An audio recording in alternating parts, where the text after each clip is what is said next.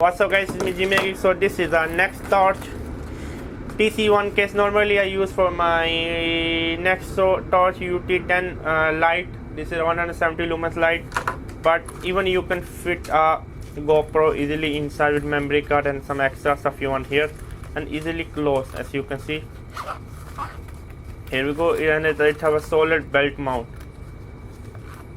Yeah, solid belt mount. What else do you want? What else do you want? What else do you want? Amazing case, hard case.